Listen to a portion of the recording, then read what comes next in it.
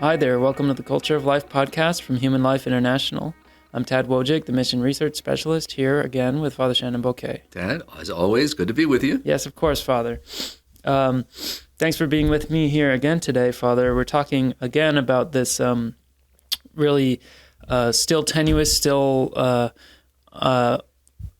not official situation, but in anticipation of the Supreme Court decision regarding Dobbs versus Jackson Women's Health, and anticipating hopefully an overturning of Roe versus Wade. Now there's some more developments and just kind of keeping up this conversation, which is really the most significant event in pro-life history in the last, probably since Roe v. Wade, honestly. So, Father, if we could just get right into that and what you have to say about that this week. Well, it's a follow-up column, to from last week's, discussion. And I think what's important is all the details, we just need to keep ourselves aware. So I'm not going to really, today, we're not obviously going to talk about all those details again, but, what I want to do here is just, as we keep looking toward this conversation, as a matter of fact, I just heard from some political leaders, who share our views and approach, just thanking me for the columns and thanking me for bringing this to people's awareness. But also they shared articles that they've written, so there's a lot of people that are in this conversation now, looking at it both from how does it affect our political, conversation, how does it affect the potential, how does it affect our social, and cultural, ways of life. In other words, what's the impact? And that's what really I'm trying to keep in front of everyone is, one, to educate people. What does the draft opinion say? What's the language of it? But this column, kind of keeping that conversation moving is, what do we do with this now? So how do we anticipate what it looks like beyond Roe? What's going to be the challenges that we're going to face? What are the spiritual issues that are at stake here? How do we bring this conversation into our states, into the various daily life? And I think that's the real challenge for us right now, because as I mentioned in the column, for 57 years now, there's been a mindset that has been established.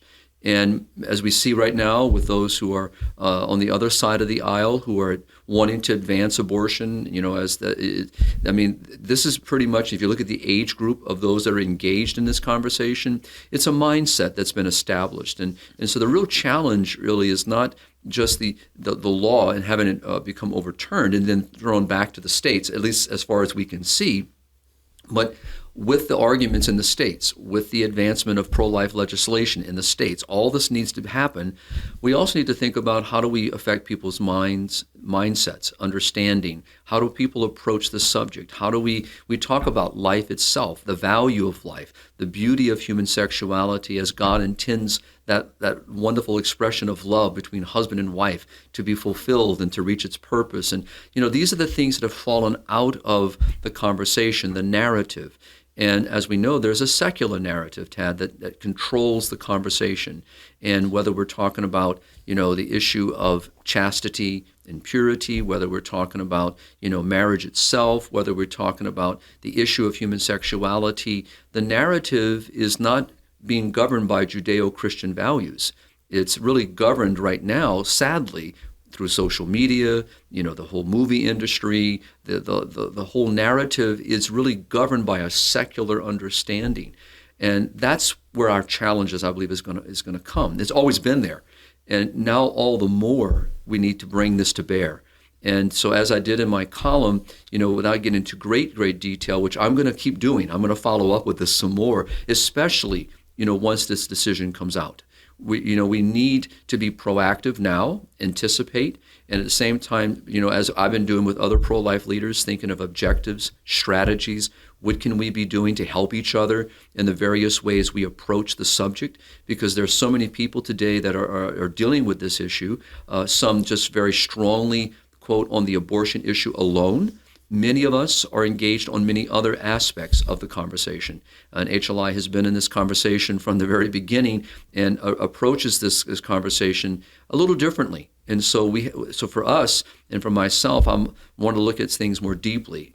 Marriage itself, the ends of marriage. How does contraception play into this conversation, which is what the latter part of my article really gets into in more detail. So, but for all of us in the pro-life movement, and especially the leaders, we have been talking about this moment. And so we're not surprised, quote, to be in the moment. We're glad to be here, and we've been talking about this, but the surprise is that we are here. We have an opportunity in front of us. So I think it's very important for everyone who is involved in the pro-life and family movement to be thinking of what can we do individually in our communities, within our church family, among friends, and and wherever our conversation may take us. And then we also have to think of how do we unite. So we as we have been doing very strongly over these now 57 years, is how do we keep uniting each other, bringing each other together to the table. How do we support each other in this movement? So as we said last week, Ted, and our last time we talked about this was, how do we support our pro-life legislators? How do we support our pro-life governors? How do we, help, those who are, in those moments or opportunities of conversation at a certain level in society that you, Tad, and myself are not in? How do we support them? What can we do to help them? And then, from our side of the conversation is, for working with priests, working with seminarians and religious, not only here in the United States, but globally. How do we talk about this? And so that's kind of where I am, and also, so there's so much here in front of us. And I repeat what I said last time. I see, if we're given this opportunity through the decision of the court, if it stands as it is, this is a moment of grace. It's a moment of opportunity, Tad. It's a moment of hope where we can rewrite, a great wrong, where we can, a right or wrong, I should say, and where we can turn the conversation. And that just means we're going to have to really be clear in what we're advancing. So I see this as a great, great moment. Yes, Father, and I think we touched on this a little bit last week as you're talking about how it's really a moment of kind of a national reckoning with what we've come to as a nation. And I think one way in which we can pick up on that is, we did mention it a little bit last week, but you're talking about here it's a great opportunity. I assume you mean it's also not just a great opportunity as far as the abortion issue moving into the states, and then that becoming more of a popular conversation at each state legislature level, Right. But also really getting at the root of the contraceptive mentality in our culture, Correct. which, as we've discussed many times, is the cause of abortion as well as all the other, Right. I don't know what you call them, like the flagship sins of our generation. Right. Well, I think, Tad, just obviously, I just read a column just today that speaks about, quote, popular vote, bringing this to a popular vote. I mean, I'm always leery of something of this nature because of the very fact that we have such poor catechesis, poor formation, poor understanding. I get into this in my column, when we have people who actually say that they're pro-life but actually believe in exceptions, and so that means, no, they're not necessarily pro-life. Pro-life means we value life. We're not arbitrarily choosing a stage or a moment or a situation. Or creating exceptions where, never mind. That's correct. Like you can have a child that's diagnosed with a genetic abnormality. Right. You can have people who think that within the first trimester. So we really have a long way to go, to bring a real life ethic to bear. We have to really work at this. And so I think that's the real challenge that's going to be now put on us even more, because as this debate moves to the states, the lines are going to be very clear. And, so we need to be, as a church, as a people of faith, across the Christian lines, our Jewish brothers and sisters, and many others, who share our approach to life and its value. So we all need to really think about how are we going to do this.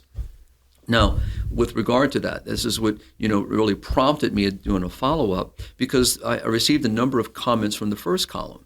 And, people were just, talking about, what can we be doing? And so I think maybe we can do, before we kind of talk about, the root issue that you talked about and mentioned, is it's for people to really, I mean, right now, until we see what this is going to finally be, but I really think that there's a lot right now that, especially as a church, and I've been reading many different diocesan papers, or at least people sending me articles and links, and it's great to see that people are talking. They're asking questions. And it's great to see that, from different priests and religious leaders and from our bishops, that it's percolating. In other words, this conversation is really now in forefront. If anything else, what this draft did is it's now made it almost basically the number one conversation.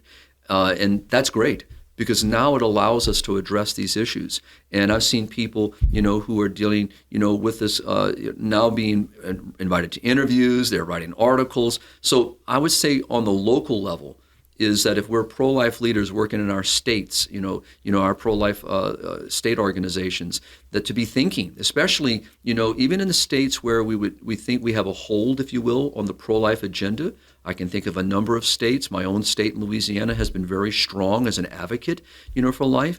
But we should never take anything for granted. We should never just assume that, that even with the trigger laws that we've talked about before, where those states that have pro-life bills are now a law, just waiting to become a law, that's going to protect life. That's great. But it doesn't mean that the other side of this conversation is just going to roll over. You're still going to have people trying to push legislation, push things. So we need to be proactive.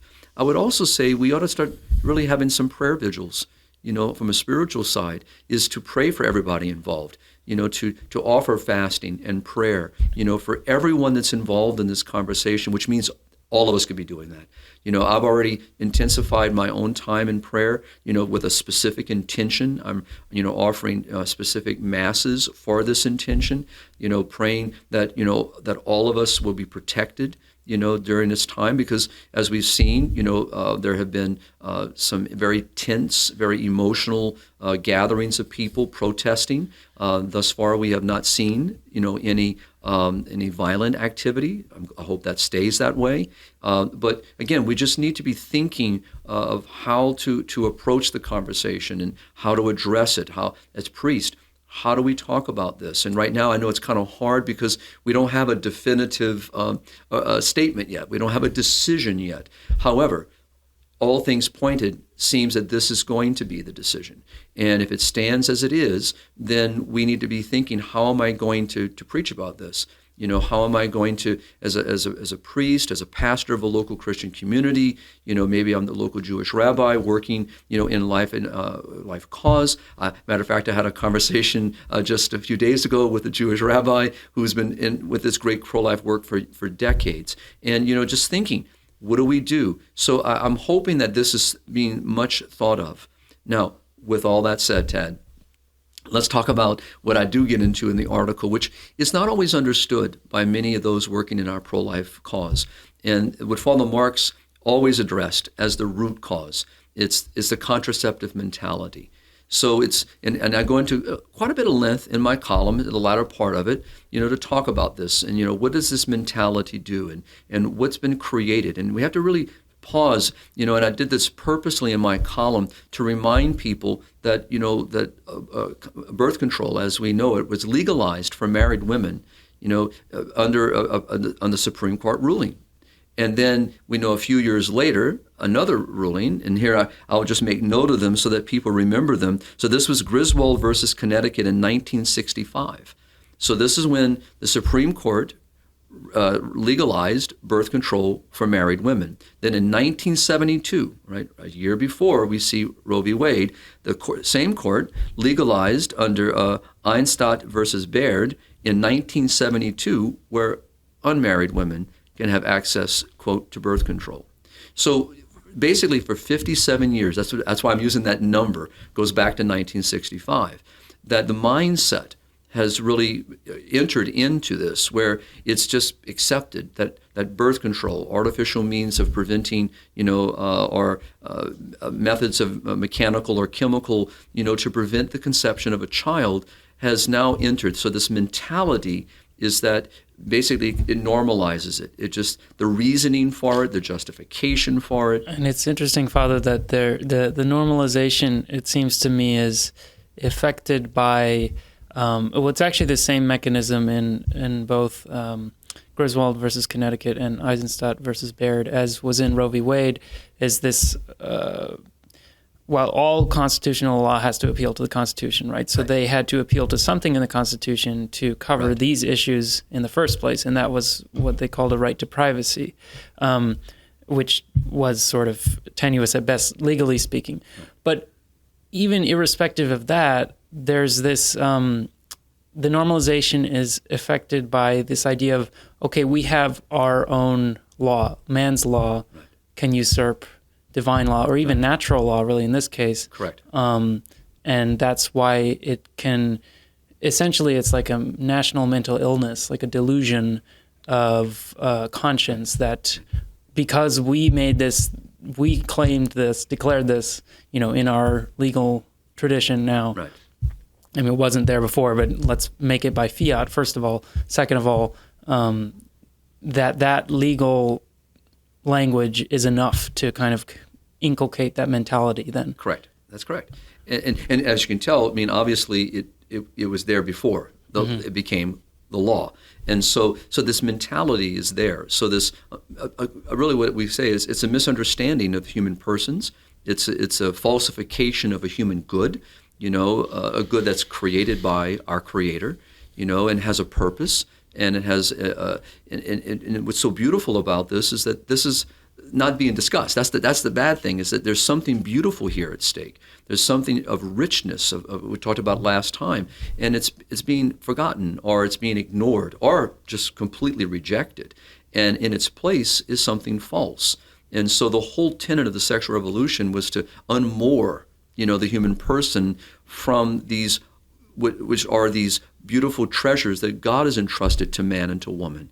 And the ability to use reason to understand how to discipline oneself and how to exercise in a right manner, in a moral way, of how to approach this conversation. So, but all this is, we're back to the narrative, because this narrative that you and I are addressing in a limited way, in a very brief moment, is not the narrative. And as a matter of fact, if we tried to put this into a public interview, we'd be booed off a stage. We would be mocked. We would be told that that's passé, whatever the word or phrase or anyway. It would not be welcomed, because it's not welcome today. To talk about purity and chastity in single individuals, to talk about chastity within the understanding of the human person, is today in a world that really is driven by, an understanding that, sexual activity is just norm. It's just to be accepted. This is what people do. Looking at it purely from a biological, from an emotional perspective, and not looking at the total person. Not looking at the individual. And I would say even nowadays, in sort of even the biological aspect is disregarded, right? Of course. Because even animals have their mating seasons. They're not, and then, the question of homosexuality and other things. Contraception is not in the purview of animals at all. Right. So there's something in the natural law that is even... it's violated. Yeah, violated by these dubiously arrived at laws of man. Right. And that's why it's for us is, how do we, again, bring this back to the surface? It's something the church has never lost. I mean, the church has been faithful and consistent in teaching, and we've spent many times in our podcast and in my writing talking about the works of John Paul II, the works of Paul VI, many others before them, and even today, our Holy Father, Pope Francis, has actually been talking about this a lot more of late, and looking at a demographic winter, a rejection of family life, a rejection of being open to children. And so this conversation is here. And the church, we just need to keep bringing it to bear. But we have to be very clear here that so many, I've encountered this, where people do not understand what the church teaches regarding, the ends of marriage, the unitive and procreative, because they're not hearing it. It's not in their catechesis. It's not in their formation. And we cannot ignore the fact that, many of our young people in our younger generation are coming from broken homes. They're coming from different experiences within family life.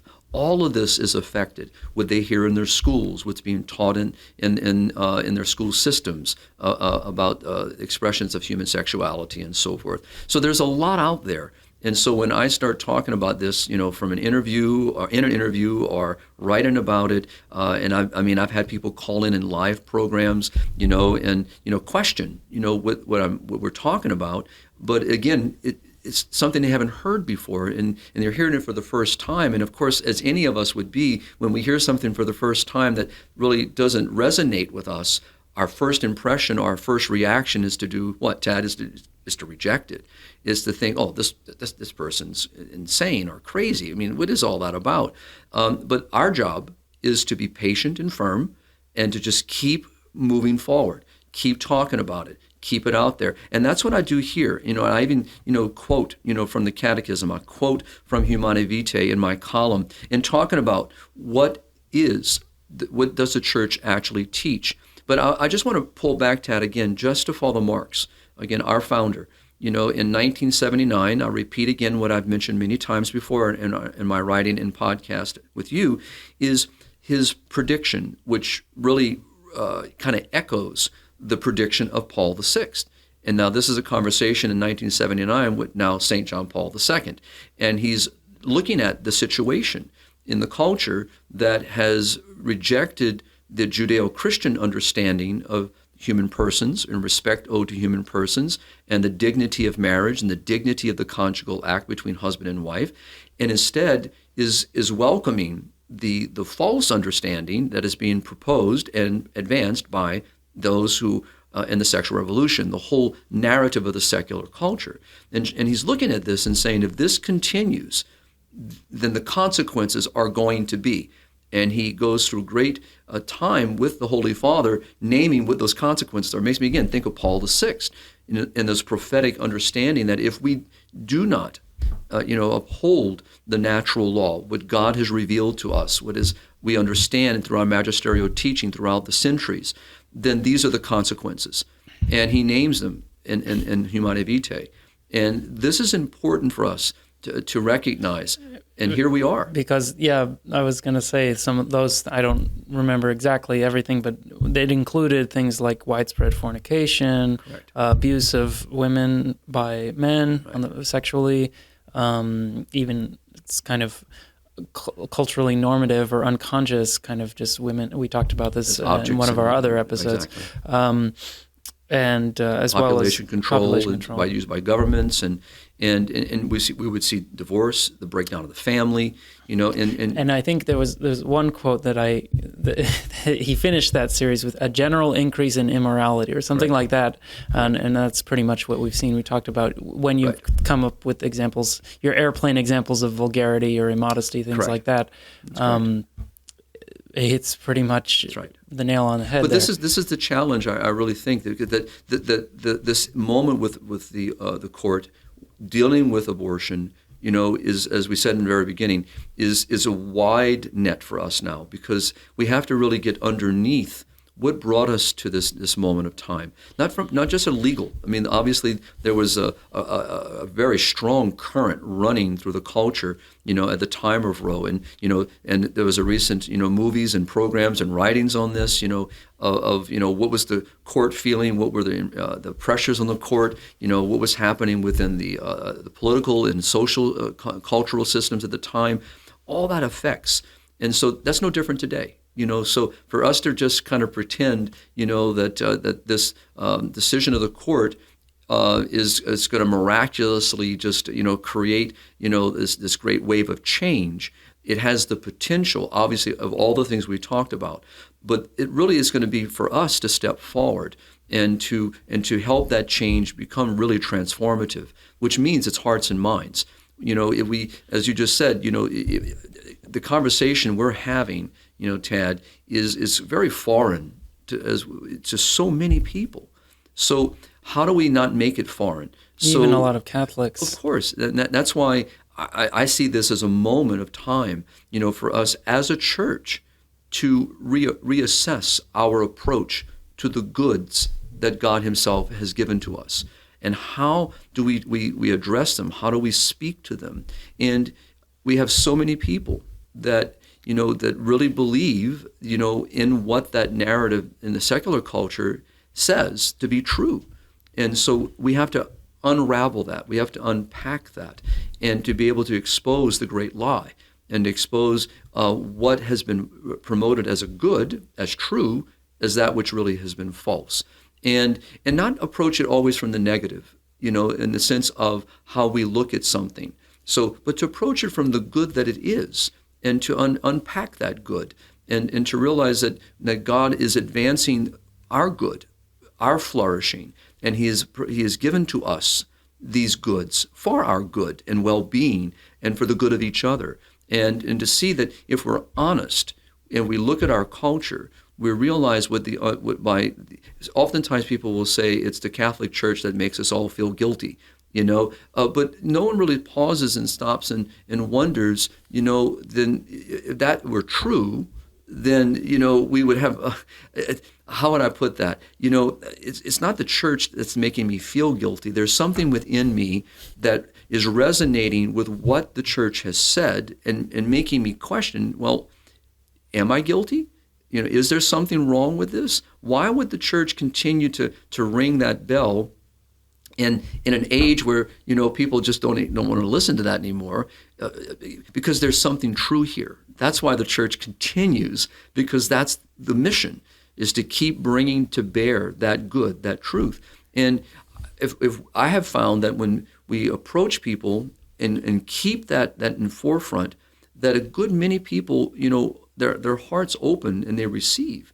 So that's what I'm trying to get to, is that we just need to set that course to be able to work on this conversation. But to ignore contraception would be a very danger here, because it goes back to what I was saying earlier with Father Marx, that if we ignore the root, that anti-life mentality, that I don't want to conceive a child, that's what contraception is, against life.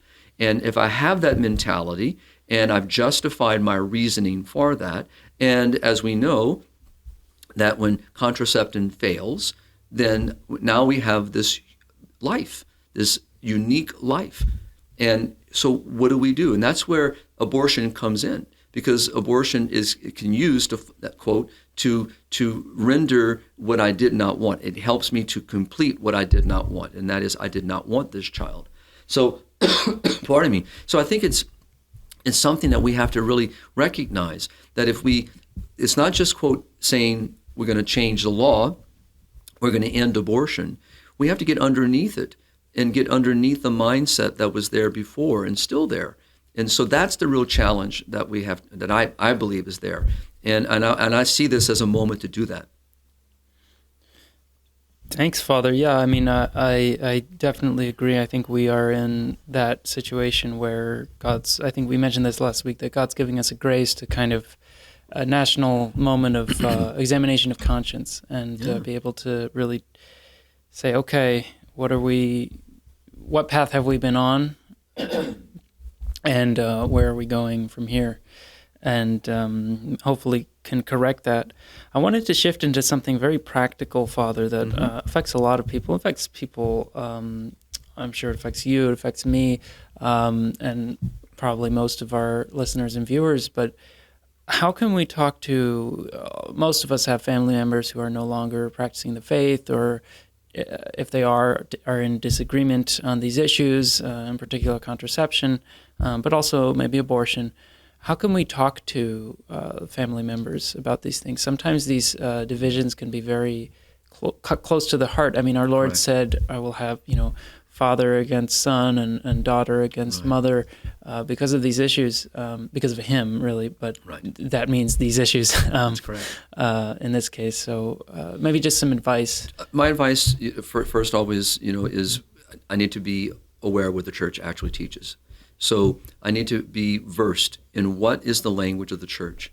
So it's important, look at the catechism on marriage. It's a good starting point. If we're talking about the issue of contraception, of marriage, human sexuality, the dignity of human persons, we got to start with, what does the church truly teach? And it's the first place where I confront my own understanding. And there could be that maybe as a Catholic, I really do not understand fully what the church teaches. Or maybe I do. But it still is a good chance for me to reacquaint myself, familiarize myself once again, and then I'm able not to say, well, Catechism number 21 says this or 21A says that with my family or friends. But what it does, it gives me a good foundation and helps me to be comfortable in what I understand and to be able to articulate that in a very calm, in a very sensitive and compassionate manner, even with someone sitting across the table who could be my parent, it could be a grandparent, it could be a brother, sister, cousins, friends, be able to have a conversation. And even when someone maybe responds not from a friendly tone, to not get caught in that. And just to accept, that there's going to be some differences, but that if you keep working forward, if you keep explaining things. So starting with self-awareness, self-education, what does the church teach? And that is the starting point. And then be able to maybe even pose before you talk to anyone, sit down with a friend who you already know, a family member that shares the same approach, same values. Have a conversation. How would you talk about it? Sound it out, because sometimes the way we even here in our podcast with our limited time, I'm very aware that sometimes we don't explain things as thoroughly as I would like to do because of the time constraint, or we move it around with the conversation. So we can all do that, and so it's good to talk to someone, then you can kind of step to the dining room table or maybe sit in the living room with someone and be able to have this conversation, but not to be afraid. The truth is liberating, and oftentimes, and I share this story, I have been in airports, I've been in bus terminals, train terminals, many different places in my service to HLI where people pose very direct questions. And I've been in malls, public gathering places where, someone will approach me in the middle of the mall and ask a question, and so, and to being able to listen. That's the first thing. Listen. Don't shut someone out. Do not ignore what they're saying. Listen to what that person says. And if you have time, obviously, sometimes it's very quick. You only have that little elevator moment. But with family and friends, usually you can come back. So it doesn't mean I have to go after everything all at once. Maybe I can plant a seed. But I give you an example in a mall and in a different country. This young adult, approached me with conversations about human sexuality, about marriage, and right in the middle of the mall. And I had hundreds of people gather around and were listening to what was supposed to be a conversation between me and this individual. And I was amazed at how inquisitive people were. And so it's an opportunity that we have to have, but to be able to listen to what people say and then be able to respond to them. So Tad, I would start with formation, education, learning what the church teaches, and then reading, maybe a counterpoint, reading what does the other side say about it. And then with a friend, again, like I said, what would be my response? So maybe the friend plays the kind of the adversary, but to be able to talk it through, because it allows you to think how to respond.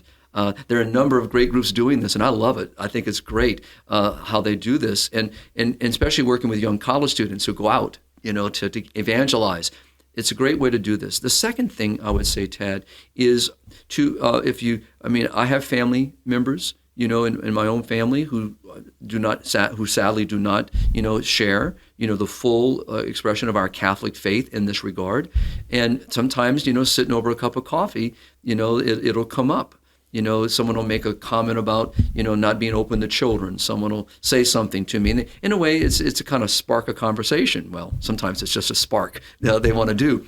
But I never pass up a moment. If someone opens a door, I'm willing to walk into it. And so, but again, it's also praying, every day. Lord, give me the wisdom, give me the patience, help me with the grace I need, not to be upset or angry or take things personally. As you said, Tad, it really in the day, it's not about me. It's about our Lord Jesus Christ. And, and he says this to us, that they, have hated me before you. So in a sense, and they don't hate me, They don't understand the teaching, and maybe they do hate the teaching. Maybe they just don't agree with the teaching. Maybe they think they're not able to live up to the teaching. So whatever the dynamic is, that's why listening is important, and then being able to respond. So prayer and formation, education, I think are very key here. And also what I would say is just thirdly, is be aware. What is being proposed out there. I'm going to give you an example. We were some members of the mission team were in India outside of Mumbai, and I remember in a college, addressing some of these issues with college students, and it got very heated, very, very, and so those of us who are in the mission team, of course, we do this so often, but it doesn't mean that your heart doesn't pound a little bit inside your chest, and you're trying to listen attentively. You're trying to be very respectful, and I would say we do a very good job because we've had the practice. But the individuals that making the comments were very highly charged to the point of even being very shaking. They're so upset and with it, and trying to to give people a chance to talk it through. Let them have the room to talk it out. But the reason why I bring this up is that we have to know our own limitations and our own disposition towards something, how we can address it. Because if we get caught in it and drug into the emotion, it can become a distraction. And that's what I mean by being familiar. What are other people saying, and that way I can address that. I can approach it. So it's a moment within our families, and I think we haven't had this. I mean, very rare does this come up over a table conversation. I haven't had one with family members in a while. I think because one, they don't want to talk about it, and two is maybe they're concerned with the response will be. So, but I really believe we're in a moment where it's not going to be ignored. And I often think of Father Marx's statement, which is a very bold statement, that he talked about, when you have parents who use contraception, the children that are going to come forth, are going to be raised in a very different mindset. And he would say that a mindset that might lead them to think that fornication and other acts are legitimate, And so when we have this conversation, a lot of times people have maybe lived in a certain mindset for a while, and they hear something we say, or the church teaches, or the bishop has written, or their parish priest is preaching on, and their immediate reaction is to kind of turn it off because they have to look at themselves. And so that's what makes sometimes these conversations so emotionally charged. But again, we should not be afraid of that. And I would say that's why the formation, education, the prayer is crucial to this, so that we can enter into this and have a legitimate. Now, I'll give you an example to that, and I'll quiet down, let you continue. You can actually have another question. But I was recently back home in Louisiana, and someone mentioned to me that about the people having still this the little phrase, having too many children, and I said, and just said to this person, you're absolutely incorrect. So there's a lot of things out there that people they hear, they believe that that are not grounded, and and so when you start. So that's what I mean by being knowledgeable, being aware what's being out there, so you can respond to it. So for me to have left that individual, in their false understanding, would have been wrong. So I took advantage of the moment, and for the next 40 minutes, they got an answer, but it opened up a conversation, and they said, I didn't know that. I mean, I didn't realize that. So, for example, talking about what is the birth rate in the United States, tell me, how can you be overpopulated when we actually are burying more people than we are giving birth to? So what's happening here? So we have to be able to challenge those mindsets, and whether it be family, whether it be friends, Tad, whether it be anyone in our life, that Jesus sends us out. He doesn't send us out just to the comfortable. He sends us out to to all of our family, and to our friends, and to our community. So that's what's happening now. I mean, this moment with Roe is making that happen. Yes, I think very clearly, Father, that's the case. Thank you for your very nice explanation of that. One last thing on that front, then, as we're trying to talk about, engaging in this conversation with our family members, friends, whomever.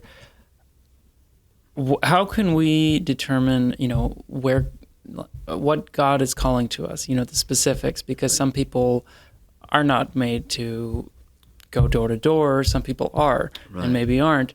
We're on a podcast here, etc. There are various ways of engaging in this issue. Right. I think it's always true that we can be doing more and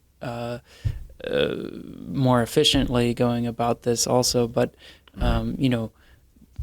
where does that begin with the finding the right place we have to be? I mean, I would say this, coming from parish ministry, most of my life, it's for a priest, your first entry point is going to be where you interact with people. So that could be in a school system. Maybe you have a Catholic school, high school, grade school. It's where you interact not only with students, but where you're interacting with their parents, grandparents, extended family. There are many ways in which we are given opportunity, to work with each other. So, but within that, it's also an understanding of oneself. So, for example, Scripture, teaches us, there's a time for all things, and I think that that people have to know their own skill sets. They have to know their own abilities and limitations, and how to approach a subject. What I mean by that is in the parish, what we tried to do when we were forming pro-life, a very strong pro-life activism in the parish, it was a challenge because you can't make the assumption that even those that come to want to participate are fully aware of the church's teaching. So the first part of the formation was just that. It was formation. We're going to spend the next year, before we get involved in anything in a strong manner, of really forming the committee, forming the participants, the group, the core. And then that core is then able to go out and educate and train other people. But if we're not prepared, to know how to address the issues, so in this case, the pro-life issues, the family issues, again, not everything perfectly because there's so many aspects of it, but we want to get to what does the church officially teach? What are the documents the church is advancing? How can we study those documents? Many people have not read them. So even people that are with us, Tad, have not read them. So that's what we did. And then the same thing, working with couples, who are couples who are working with our young adults. So looking at the formation programs, looking at the catechetical programs, looking at, the outreach programs. So this was a way from a parish, from a Catholic community perspective, that you already have the structures there. The institution itself has already structured much of the daily life. So you don't have to be as creative, but you have to recognize these are the moments. So in the high schools, in the high school formation, our youth programs, our youth ministry, and it depends on how they reference them. These are the moments to really start talking about some of these key issues, and obviously working with their parents. Same thing with marital prep. How do we help couples who are preparing for marriage? That's another. If you're working with adults, how do we help the adults who are helping those couples? So there are many ways from a Catholic perspective where we can enter in. But entering in also means making sure that those who are doing the training, doing the formation, the education, are themselves properly formed, properly educated, and are living the faith themselves, and that they are joyfully expressing that faith in daily life. Otherwise, it can cause confusion. It can cause even some scandal. If someone finds out that someone's living, contrary, I'm telling you to do one thing, but they're doing something else. So this is very, very important of a way of entering into that and within a parish setting, within a church parish setting.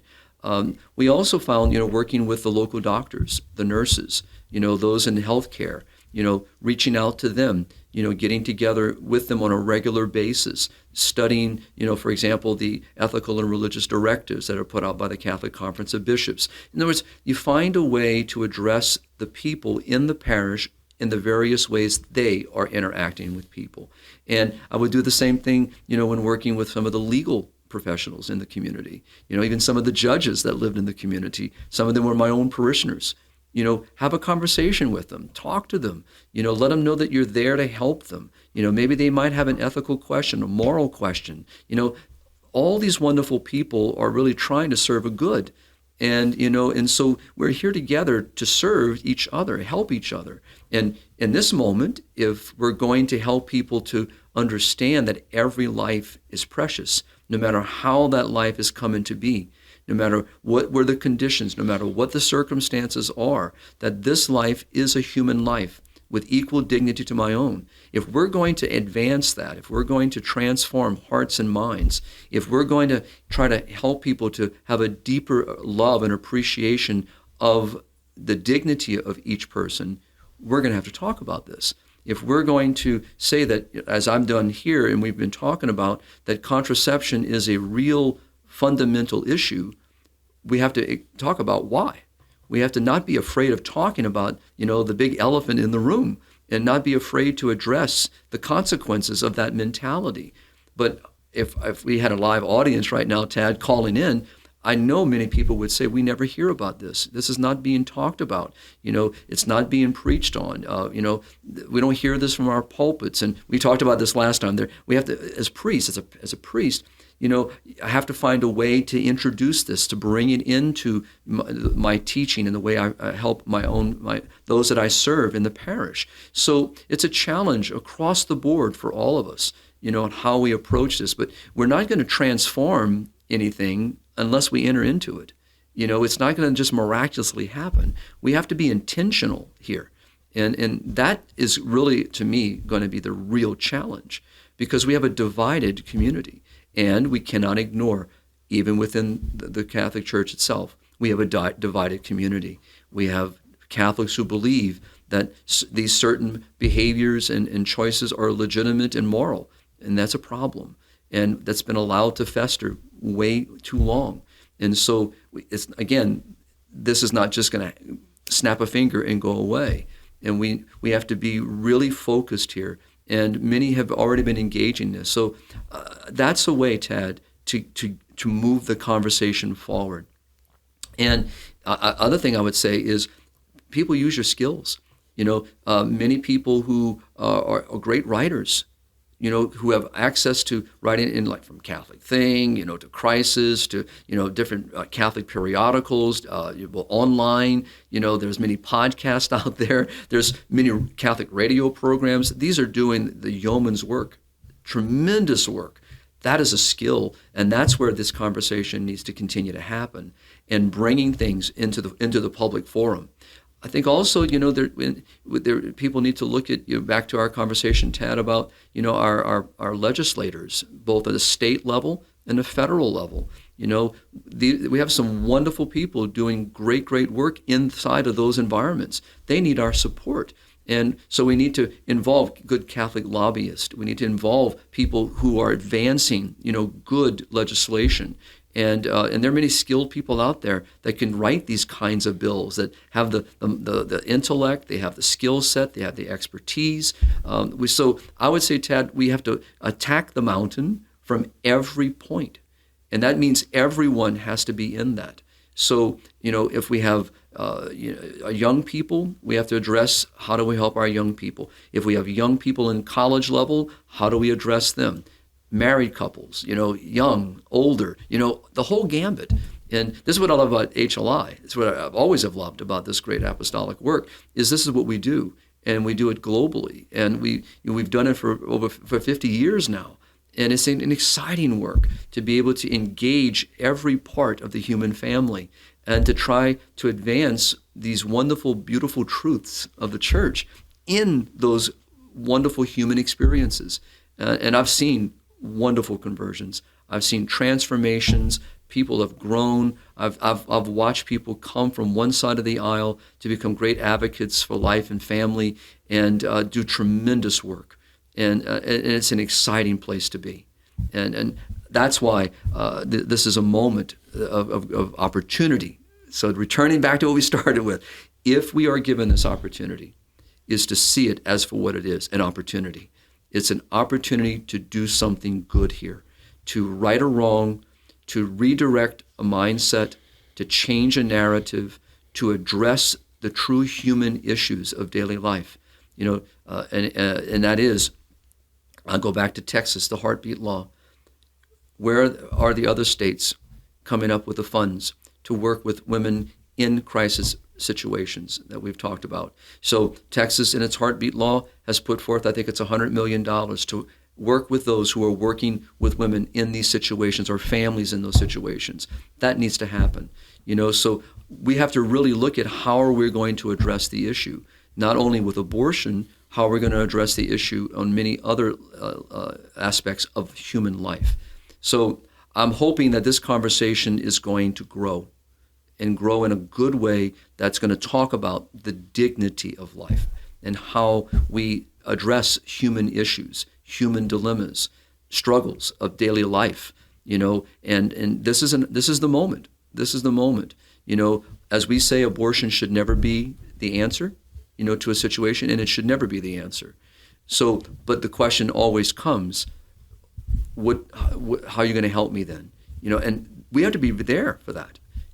Same thing on the other end of the spectrum. When we have many people who are dealing with sickly children or sickly family members that need help, what are we doing to help? What are we going to do about the elderly, who seem to be alone and their family doesn't check on them? There's so many layers of this, Tad, that we need to address. So here we are, a great moment. And I see this with great opportunity. Absolutely, Father. This is a wonderful opportunity, like you mentioned, and that's, I think, the best way to look at it, which is what it seems we've been trying to emphasize this previous episode and this episode about the leaked Supreme Court draft opinion. So with that in mind, just thank you so much, Father, and I'm sure we'll be continuing to talk about this, if not next episode, then pretty soon, because this is obviously the big ticket, hot button issue right now. So thank you very much, and let's all just pray for that conversion of people who disagree with us, like he said, but also of ourselves, so that we can continue to promote these ideas and really engage where God is calling us to. Thank you very much, Father, and thank you all for watching and listening. If you're watching on YouTube, please like and subscribe and turn on notifications. If you're listening on Spotify, Apple, Amazon, or the other podcast platforms, please follow us. Continue to share us with your friends and family, and even those who maybe don't agree with us. Maybe that'll get some gears spinning. Regardless, thank you all for tuning in, and keep on living the culture of life. God bless.